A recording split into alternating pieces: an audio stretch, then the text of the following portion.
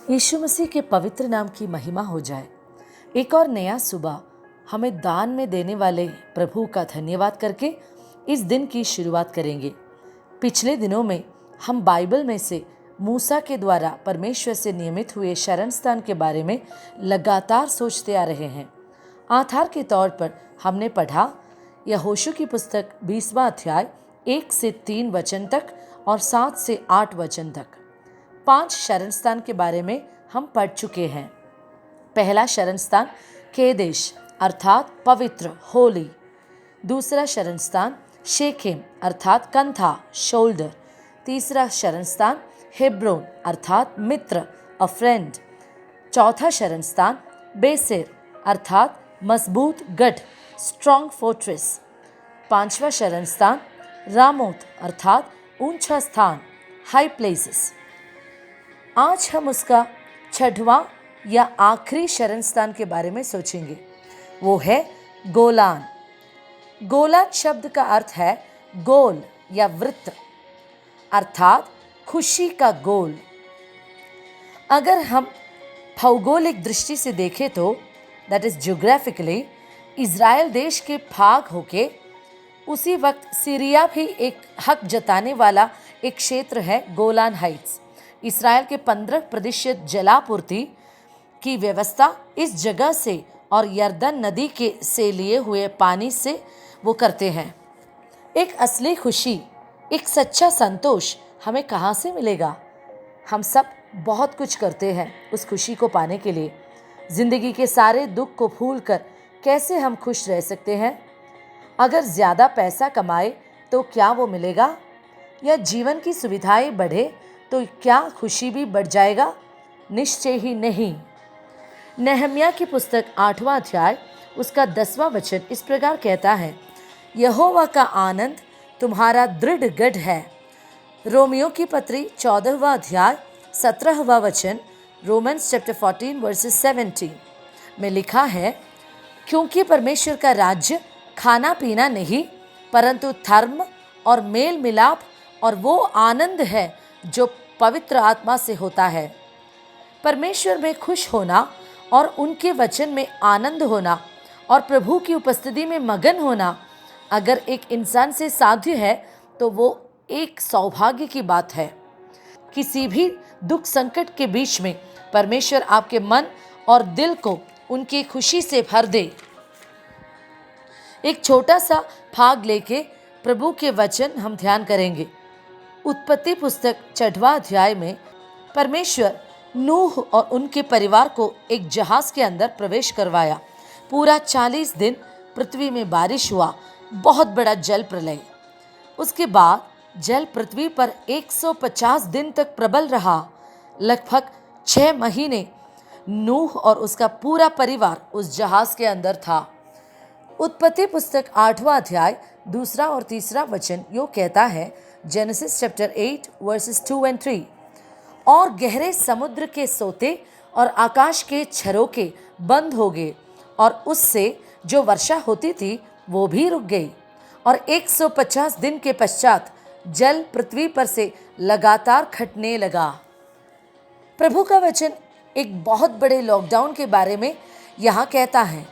जब पानी बहुत बढ़ता गया तब उस जहाज ऊपर को उठने लगा और वो पृथ्वी पर से ऊंचा उठ गया।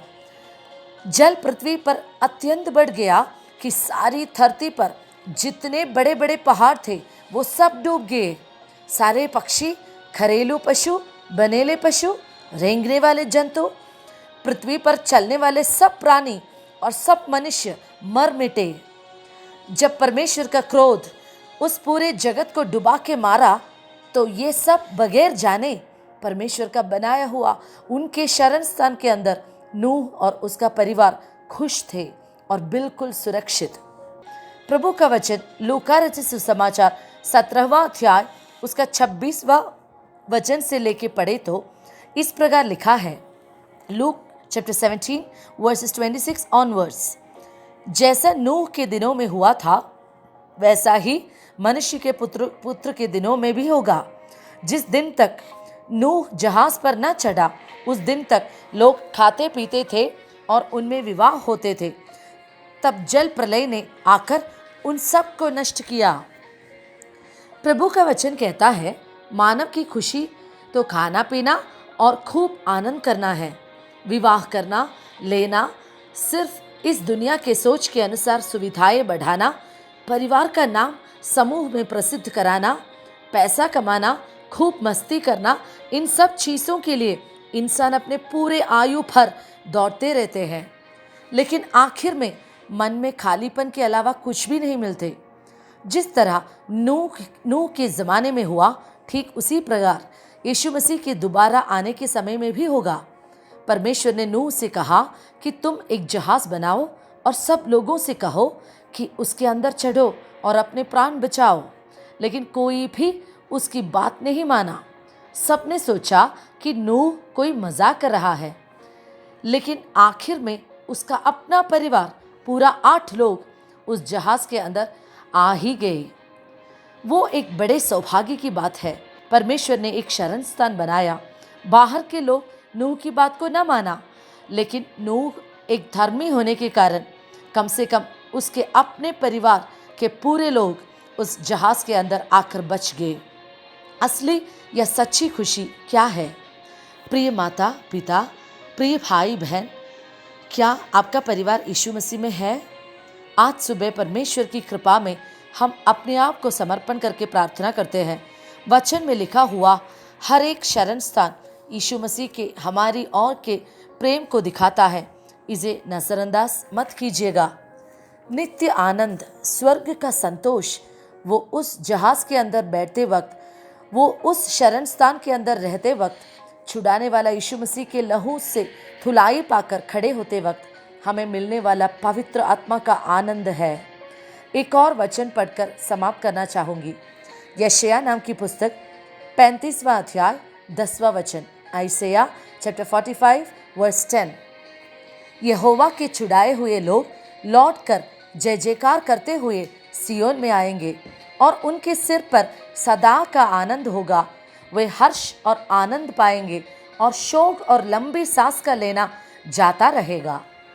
यीशु मसीह के पैदा होने के सालों पहले यीशु के दोबारा आने और अनंतता के बारे में यशायाह नामक भविष्यद्वक्ता का लिखा हुआ वचन है। उसका 8वां वचन, वहाँ एक सड़क अर्थात राजमार्ग होगा, उसका नाम पवित्र मार्ग होगा। कोई अशुद्ध जन उस पर से न चलने पाएगा, परमेश्वर उनका साथ रहेगा। इस स्वर्गीय आनंद को पाने के लिए प्रभु हम सबको बुलाया है, और कोई भी ये संतोष हमें नहीं दे सकता, और कोई भी ये खुशी हमसे छीन भी नहीं सकता। एक सनातन संतोष में परमेश्वर हमें पुकारता है। आज सुबह हमारे परिवार मिलके इन शरण स्थानों के अंदर इस उद्धार के जहाज़ में आकर हम अपने आप को छिपाए। ये आखिरी शरण स्थान गोलान, उनका सनातन संतोष हमसे छूट न जाए।